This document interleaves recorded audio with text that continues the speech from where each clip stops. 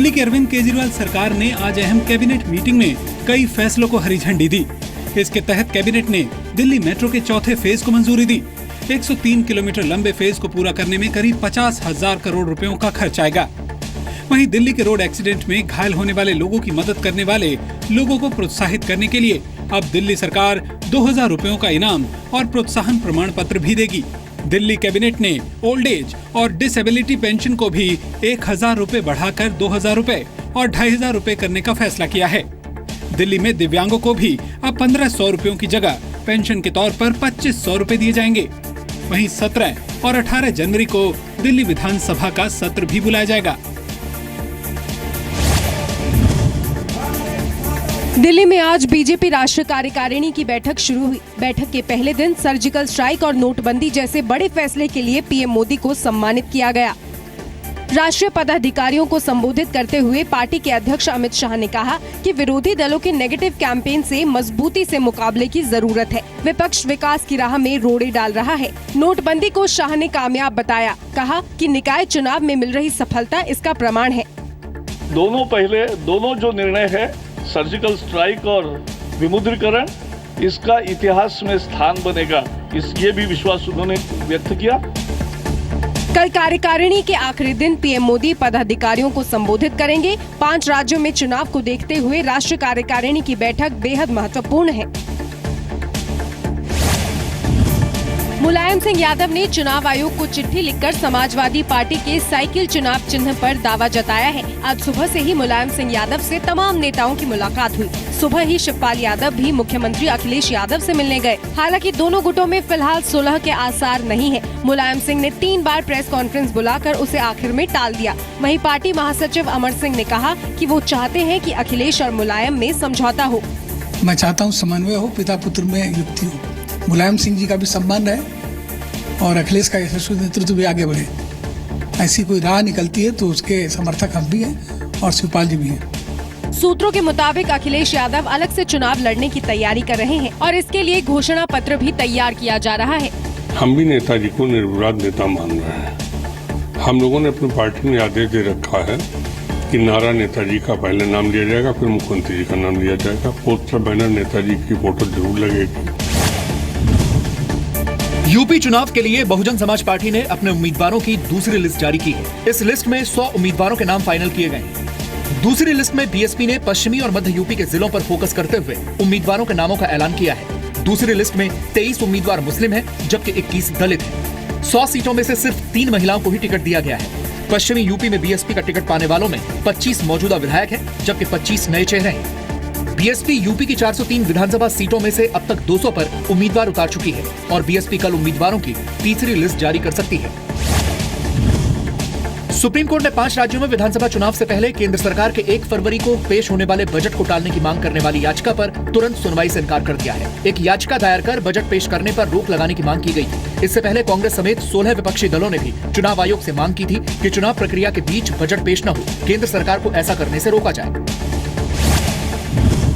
दिल्ली की केजरीवाल सरकार के एक और मंत्री आरोपों के घेरे में आ गए हैं। आयकर विभाग ने दावा किया है कि दिल्ली के स्वास्थ्य मंत्री सत्येंद्र जैन के संबंध हवाला कारोबारियों से और इसके पक्के सबूत हैं। आरोप है कि जैन और उनके परिवार के नियंत्रण वाली कंपनियों को हवाला कारोबारियों से 16 करोड़ 39 लाख रुपए की रिश्वत मिली, जिसके बाद सत्येंद्र जैन ने बड़े पैमाने पर जमीनें खरीदी। इन आरोपों पर सत्येंद्र जैन ने कहा कि उन्हें झूठा फंसाया जा रहा है। पूरे परिवार ने और मैंने मिलकर लगभग 52 लाख की इन्वेस्टमेंट की। उसका मैंने एक पैसे का हिसाब दे रखा है, इनकम टैक्स रिटर्न पे दे रखा है। अगर ये कहें कि सारी दुनिया का हिसाब दे दो, मैं कैसे दे सकता हूँ? मैं अपना करीब 16 करोड़ का एक अमाउंट मेंशन किया सर, मैडम कैसे भी कर सकते हैं ना। उस कंपनी में मैं एक माइनर शेयर होल्डर हूँ। आईटी विभाग ने सत्येंद्र जैन के खिलाफ 2 डोजियर भी तैयार किए हैं, जिसमें कहा गया है कि वो हवाला कारोबारियों से सीधे फोन पर बात करते थे और उनके बीच कोडवर्ड में कुछ सौदे भी हुए। अब इस मामले में सत्येंद्र जैन से जल्द ही पूछताछ भी हो सकती है। एनआईए ने लश्कर आतंकी बहादुर अली के खिलाफ चार्जशीट दाखिल कर दी है। चार्जशीट में बहादुर अली पर कश्मीर में अशांति फैलाने, दिल्ली समेत कई जगहों पर आतंकी हमलों की साजिश रचने और आर्म्स एक्ट समेत कई धाराएं लगाई गई हैं। आज हमने चार्जशीट फाइल की है बहादुर अली जो एलईटी का टेररिस्ट है उसके खिलाफ। वो हमने यूएपीए के सेक्शंस में एक्सप्लोसिव एक्ट के तहत, फॉरेनर्स एक्ट के तहत, आर्म्स एक्ट के तहत हमने उसके खिलाफ चार्जशीट फाइल की है। पाकिस्तान के लाहौर के रहने वाले आतंकी बहादुर अली को पिछले साल 26 जुलाई को गिरफ्तार किया गया था। पूछताछ में बहादुर अली ने बताया कि उसे पीओके में आतंकी कैंप से निर्देश मिल रहे थे और पाकिस्तानी सेना ने उसके अलावा कई और आतंकियों को घुसपैठ कराने में मदद की।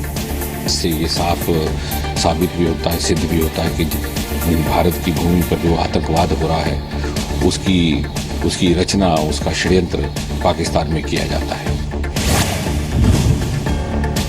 दिल्ली में नारकोटिक्स कंट्रोल ब्यूरो ने 2 विदेशी नागरिकों के पास से करोड़ों रुपए की ड्रग बरामद की। ब्राजील और अफगानिस्तान के रहने वाले दोनों आरोपियों को नारकोटिक्स विभाग ने 30 से 31 दिसंबर की रात को आईजीआई इंटरनेशनल एयरपोर्ट से गिरफ्तार किया था। ब्राजील की जोसेन ने पेट में ड्रग्स के 65 कैप्सूल छिपाए थे, जबकि अफगानिस्तान के मोहम्मद कासिम ने 90 कैप्सूल छिपाए थे।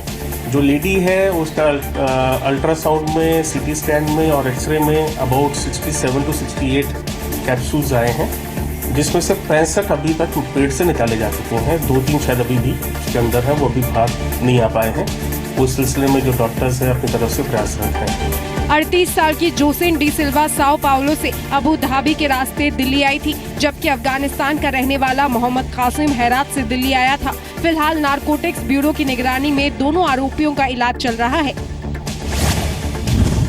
जम्मू कश्मीर के बडगाम में सुरक्षा बलों ने मोस्ट वांटेड आतंकवादी मुजफ्फर अहमद को मार गिराया। मुजफ्फर अहमद आतंकवादी संगठन अल बद्र के लिए काम कर रहा था। इससे पहले वो लश्कर-ए-तैयबा से जुड़ा था।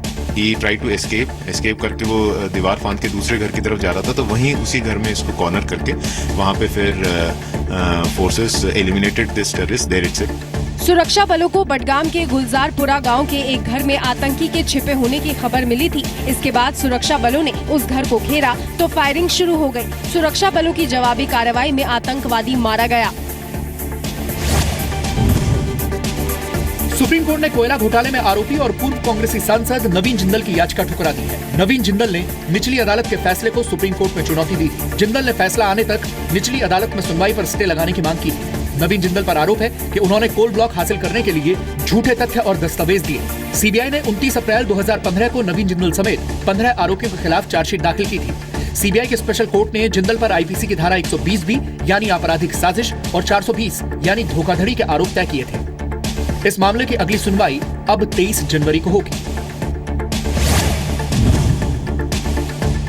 इस वित्त वर्ष में देश की विकास दर धीमी रह सकती है, ये अनुमान आज खुद सरकार की ओर से जताया गया है। चीफ स्टैटिस्टिशियन टीसीए अनंत ने आज जीडीपी से जुड़े अनुमान के आंकड़े जारी किए, जिनके मुताबिक 2016-17 के लिए जीडीपी की विकास दर 7.1% रहेगी। ये आंकड़े अक्टूबर तक के हैं और इनमें नोटबंदी के बाद के आंकड़े शामिल नहीं है। GDP for the full year is estimated at 7.1%. This is compared to 7.6% which was reported last year for 2015-16. प्रति व्यक्ति आय की विकास दर में भी गिरावट का अनुमान जताया गया है। पिछले फाइनेंशियल ईयर में ये विकास दर 6.2% थी, जो कि इस बार 5.6% रह सकती है।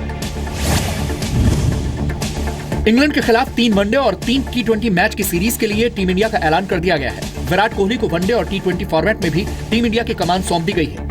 कप्तानी छोड़ चुके महेंद्र सिंह धोनी अब विराट कोहली की कप्तानी में खेलेंगे। 3 साल बाद युवराज की वनडे टीम में वापसी हुई है। वहीं T20 में ऋषभ पंत नया चेहरा है। आशीष नेहरा को भी T20 के लिए चुना गया है। अभिनेता ओम पुरी का आज दिल का दौरा पड़ने से निधन हो गया। 66 साल के ओम पुरी मुंबई के अपने घर में अकेले रहते थे। नौकर के मुताबिक ओम पुरी गिर गए थे और उनके सिर से काफी खून बहा था। प्रधानमंत्री नरेंद्र मोदी समेत तमाम दिग्गजों और कलाकारों ने पुरी के निधन पर शोक जताया है। इतनी शोहरत पाने के बावजूद बहुत ही सादा तबीयत आदमी था। इस शोहरत का, इस रुपए पैसे का, इस यश का, इस ख्याति का उस पर कोई असर नहीं था। ओम पुरी ने आर्ट सिनेमा और कमर्शियल सिनेमा दोनों में कामयाबी हासिल की। उन्होंने कई हॉलीवुड फिल्मों में भी काम किया था।